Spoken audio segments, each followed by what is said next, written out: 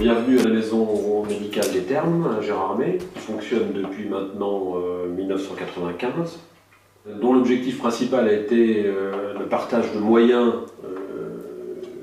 dans le cadre des soins primaires, c'est-à-dire des soins de premier recours, qui sont partagés, ces moyens, par 5 généralistes, avec notre collègue dentiste, qui sont partagés également par un podologue, 2 infirmières libérales, et depuis 3 ans maintenant, une infirmière de santé publique, qui s'appelle Madame Dehaze et qui fonctionne dans Azalée. La maison de santé pluridisciplinaire permettant de partager du matériel à 5 nous permet effectivement d'accéder à des produits qui seraient difficiles à obtenir tout seul. Nous partageons entre médecins des appareils de type électrocardiogramme, de type audiogramme, la stérilisation par chaleur, par vapeur, qui nous permet d'avoir des instruments sous package stérile grâce à un poupinel qu'on n'aurait pas pu acheter pour un professionnel tout seul. L'utilisation de moyens communs, essentiellement dans un même lieu, s'est vite déplacée vers la prise en compte de populations. C'est-à-dire qu'on est naturellement amené, comme l'ensemble de nos collègues, à faire du colloque singulier. Et assez rapidement, on s'est aperçu qu'il y avait une autre dimension qui était la santé populationnelle, c'est-à-dire la santé des groupes de patients atteints d'une même maladie ou d'un même problème, et pour lequel l'addition de compétences était un élément de qualité et de facilité d'accès. Ça me lançait. On a de plus en plus de patients qui ont des médicaments qu'on ne connaît pas forcément, où les noms changent, et un avis médical, on téléphone à un médecin pour savoir ce qu'il en est, même si le patient n'est pas de la maison médicale. On trouve toujours intéressant de pouvoir discuter ou entre 2 rendez-vous, voir le médecin, discuter du cas, s'il y a des problèmes autres que médicaux, voilà. Cette prise en charge, je dirais, globale, communautaire par nos soins des patients chroniques, et le diabète est un bon exemple, est partagée entre les médecins généralistes dont le boulot est de faire le diagnostic, de suivre les traitements, de faire les examens complémentaires et de les organiser, et également pour les infirmières libérales qui travaillent avec nous, dont le travail est essentiellement de suivre l'insuline, de leur expliquer comment on utilise les produits injectables. Le podologue, et puisque dans le diabète on sait tous que c'est important, les complications du diabète commencent souvent par des problèmes podologiques. On a également mis en place depuis maintenant un peu plus de 2 ans des séances d'éducation thérapeutique qui s'étendent à l'ensemble des problèmes de cardiovasculaire, diabète compris. Ces séances visent, par une dynamique de groupe, à aider la modification de comportement des patients sur des éléments de risque qui sont modifiables. La sédentarité, la façon dont on mange, le tabac, la prise des médicaments.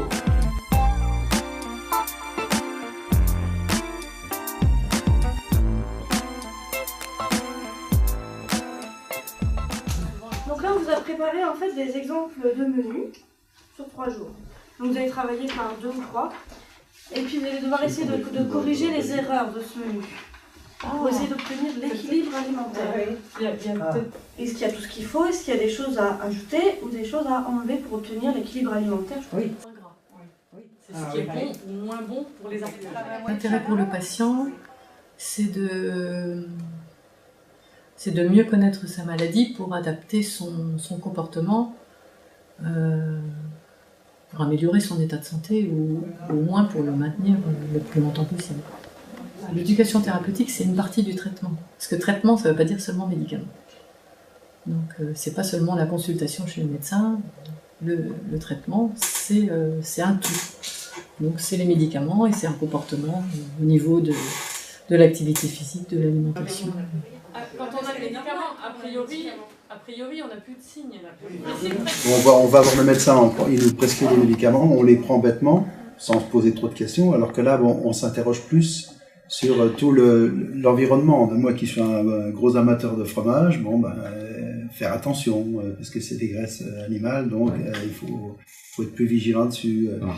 C'est sur des petits points de détail comme ça où je suis plus attentif. Oh non. Ou revoir, par exemple, de faire un genre de suivi, moi j'ai trouvé que ça c'était bien. On nous motivait et je trouve que c'est intéressant. Et le fait qu'il y ait plusieurs personnes, c'est beaucoup plus motivant. Oui, parce que bon, on se dit qu'on n'est pas seul face à la maladie.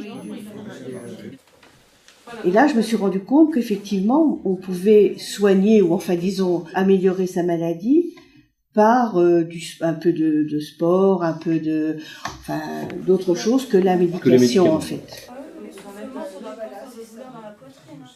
Azaler, c'est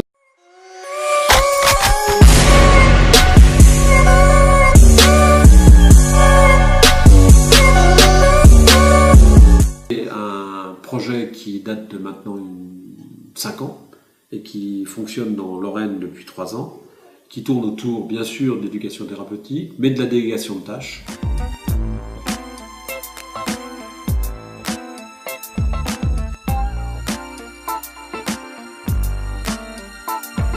La délégation de tâches est issue d'une réflexion sur le fait que lorsque des tâches médicales qui vont être utiles pour prendre une décision peuvent être faites par quelqu'un d'autre que le médecin, avec toute garantie de bonne efficacité et de pertinence des résultats, ça doit être délégué. Le médecin, le travail essentiel, c'est de prendre des décisions, c'est pas de prendre l'attention. Faisons prendre l'attention par des gens qui sont formés et qui sont compétents pour le faire, et nous prenons des décisions au vu des résultats de cet acte. C'est ça la délégation de tâches, ça libère du temps médecin. Et on a un exemple de délégation de tâches dans notre maison médicale, en particulier sur la prise de décision pour traiter les hypertendus. Alors, c'est votre médecin qui vous envoie vers moi pour faire une mesure de tension à domicile, parce qu'il a trouvé des chiffres un peu élevés. Hein? Donc, je vais vous prêter un appareil, je vais vous montrer comment ça marche. Et puis après, c'est tout simple, vous verrez, vous avez juste à inscrire les chiffres sur une feuille. Voilà, donc c'est un petit appareil qu'on met au poignet. Donc on va mettre l'appareil dessus. Et puis l'important, c'est que l'appareil soit à hauteur du cœur. Donc on appuie juste sur ce bouton-là.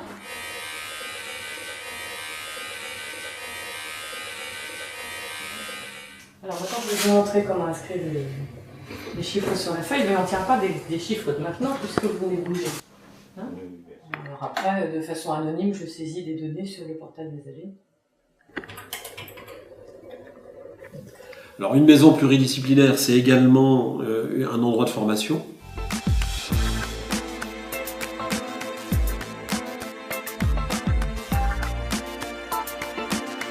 Depuis une dizaine d'années maintenant, nous avons des internes. Les 5 praticiens de la maison médicale sont maîtres de stage agréés par la faculté de Nancy. Et nous avons des internes soit pendant 6 mois en apprentissage, soit 6 mois successifs ensuite, qui s'appelle un SASPAS, où ils sont en autonomie et où ils bénéficient à la fois, je dirais, d'une supervision immédiate lorsqu'il y a un problème, puisqu'on a toujours un maître de stage disponible, et d'une supervision à la fin des consultations par le maître de stage responsable. Ok, je vais vous installer à côté. C'est un confort, on va dire, en fait, pour l'interne, de savoir que quand il est seul dans le cabinet, à la place du praticien, eh ben, il peut toujours aller demander l'avis à d'autres praticiens de la maison médicale, quoi. Du coup, finalement, je suis censée être en stage avec 2 médecins, mais c'est comme si je travaillais un petit peu avec 5 médecins, parce que parfois j'ai des patients d'autres médecins, et je peux voir un petit peu comment ils fonctionnent aussi, donc c'est vrai que nous, c'est plus... ça nous permet une vision plus large, je pense. Au-dessus, ils ont construit un petit studio avec 2 chambres, une salle de bain pour pouvoir accueillir les étudiants, les internes. Il y a aussi des externes, les étudiants un peu plus jeunes en médecine. C'est vrai que comme Gérardmer, c'est un petit peu loin, comme ils font venir des étudiants de Nancy, de Metz et ailleurs, et c'est bien de pouvoir les loger. Donc je dis pour l'instant en traitement médical. Donc effectivement, je trouve que c'est bien vu. Vous venez de voir une séance de débriefing avec un interne. On procède comme ça à la fin de chaque journée où l'interne a exercé seul en autonomie. pour les internes qui sont, donc quand ça se passe, qui est le dernier stage pour les médecins généralistes. Déjà pour nous, c'est un intérêt pour notre formation. Et pour les médecins généralistes, je pense que c'est un intérêt aussi, dans le sens où ils sont obligés d'être aussi à la page pour être des bons formateurs. Donc oui, c'est sûr que pour eux aussi, c'est un intérêt. Ces internes et ces médecins travaillent également dans une dynamique de groupe, et en particulier sur des groupes d'échange de pratiques qui visent à étudier des dossiers pris au hasard sur lesquels nous échangeons. J'ai quand même traité dans le camp, il avait quand même eu 39. Leur groupement de moyens et la permanence de présence de professionnels de 8h du matin à 7h du soir est également un gage de sécurité par nos patients, parce que même si nous ne sommes pas là, comme nous partageons un dossier commun, chaque patient arrivant à l'improviste peut avoir un conseil adapté à sa problématique, puisque le collègue ou la collègue qui lui donne un conseil a accès à son dossier. Ça, c'est aussi un des rôles de la maison médicale dans l'idée de faire de la médecine de premier recours, d'accueillir ces patients en urgence, en dehors de tout rendez-vous. La salle d'urgence est faite pour ça. Alors notre maison médicale a postulé, a été choisie dans le cadre des nouveaux modes de rémunération de la loi de santé publique 2005, qui se finit en 2013 et qui sera probablement prolongé par un nouvel accord. Ces nouveaux modes de rémunération ont la caractéristique suivante, c'est-à-dire qu'elles financent globalement une prestation pour une population. C'est-à-dire que ce n'est pas les médecins isolés qui reçoivent des finances pour faire du colloque singulier, mais c'est plutôt la maison médicale, le groupe médical, qui, parce qu'il va recevoir des gens en secteur